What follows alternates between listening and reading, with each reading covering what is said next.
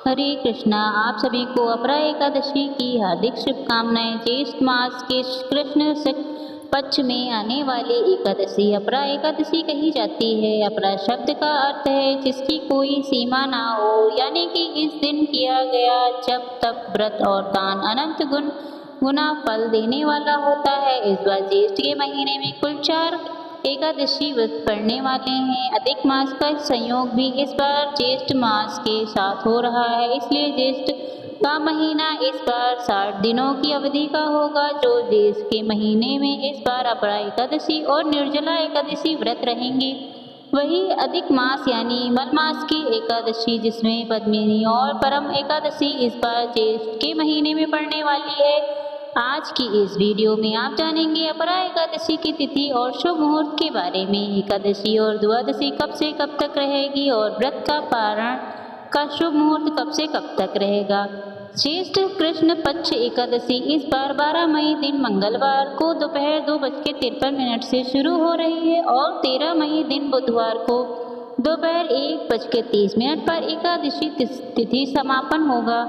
क्योंकि मंगलवार को दोपहर से एकादशी लग रही है, इसलिए उदय तिथि के अनुसार 13 मई बुधवार को इस बार एकादशी का व्रत रहेगा, यानी अपरा एकादशी 13 मई को दिन बुधवार को मनाई जाएगी। व्रत की राशि को लेकर अक्सर लोगों में असमंजस हो जाता है कि किस दिन व्रत रखना सही रहेगा, तो इस बार आप सभी को 13 मई दिन बुधवार को ही व्रत रखना चाहिए। द्वादशी तिथि 13 मई दिन बुधवार को दोपहर 1:31 से शुरू होगी और 14 मई दिन बुधवार दिन गुरुवार को सुबह 11:20 पर द्वादशी तिथि का समापन होगा।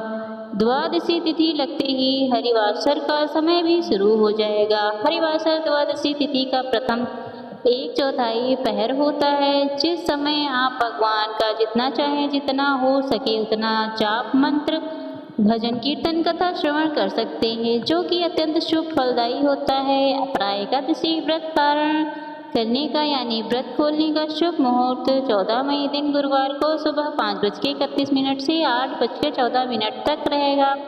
व्रत हमेशा निर्धारित मुहूर्त के अंदर ही खोलना चाहिए। एकादशी के दिन चावल या चावल से बनी वस्तुओं का त्याग करना चाहिए। साथ ही इस दिन नाखून, बाल इत्यादि काटने या तुलसी के पत्ते तोड़ना भी वर्जित होता है। तो भगवान के भोग के लिए एक दिन पहले ही तुलसी जी के पत्ते तोड़कर रख लेने चाहिए। क्योंकि मंगलवार को एकादशी भी लग रही है, इसलिए एकादशी लगने से पहले तुलसी जी में जल देकर आप तुलसी के पत्ते तोड़ सकते हैं। और एकादशी के दिन अपनी सामर्थ्य के अनुसार दान करना अत्यंत शुभ फलदायी।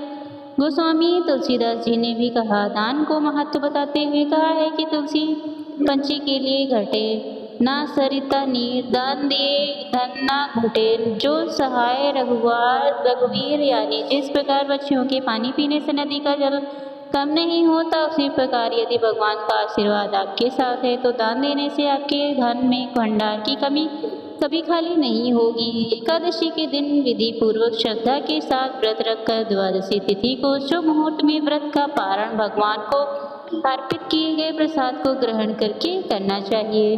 क्या थी आज की वीडियो। उम्मीद है जानकारी आपको पसंद आई होगी। अगर अच्छी लगी हो तो वीडियो को लाइक करिएगा और चैनल को सब्सक्राइब करिएगा। धन्यवाद।